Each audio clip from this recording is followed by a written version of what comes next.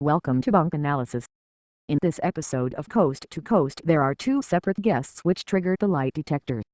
In the first half, author Mike Barrett discussed evidence for life on Mars. He cites a face-like formation on Mars and remnants of a vast city in the southern hemisphere as evidence. However, these are images which are taken far away from the surface of the planet, so we do not have actual photos of what's on the surface of the planet. Moreover, humans have a certain bias towards seeing patterns in inherently random things. For example, we can look at clouds and see faces, cats, or even unicorns, and none of these patterns changes the fact that clouds are random formations of water vapor.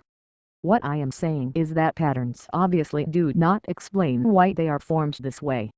In a similar fashion, rock appearances on the surface of Mars cannot be truly considered man-made until more direct observation has occurred.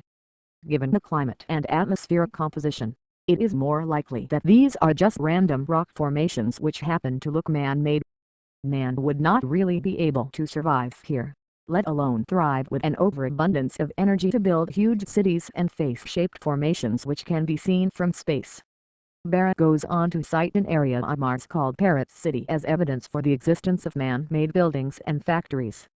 He argues his claim with the following, quote, "If you didn't know they were on Mars there would be no question that's a building somewhere," unquote.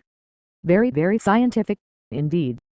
And of course he then goes on to dismiss NASA photos of the face on Mars, saying that the space agency manipulated the photos in order to distort the way it looks. Of course he is a victim of a huge conspiracy. After all, the best way to keep pseudoscience alive is to blame science. In the other half of the show, another book peddler, author named Karen Dahlman, talked about her experience with the Ouija board and offered advice on how to use it. She is a very experienced user of the Ouija board, having started in 1973. Definitely a great field to master, because the state of the art of Ouija boards keeps evolving and there's definitely a lot more to it than there was 40 years ago. Nitpicking aside, she heralds the board as a tool to go deeper into consciousness where she can communicate with angels, spirit guides, and even animals. Has she considered the idea that she might be just making up answers in the back of her mind as she goes along asking questions? Of course not. This would be a skeptic's argument. Science is inherently skeptical and is able to rule out belief or extraneous factors by using a placebo or a control group.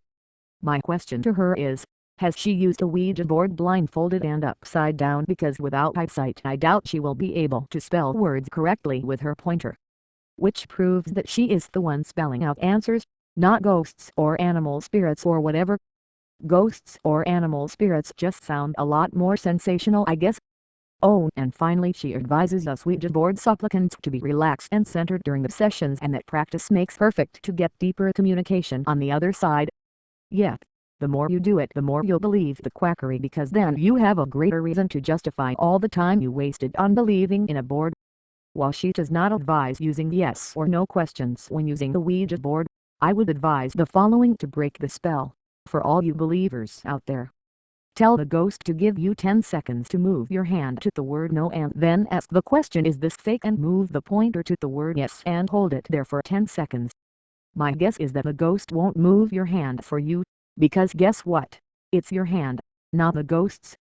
Thanks for listening.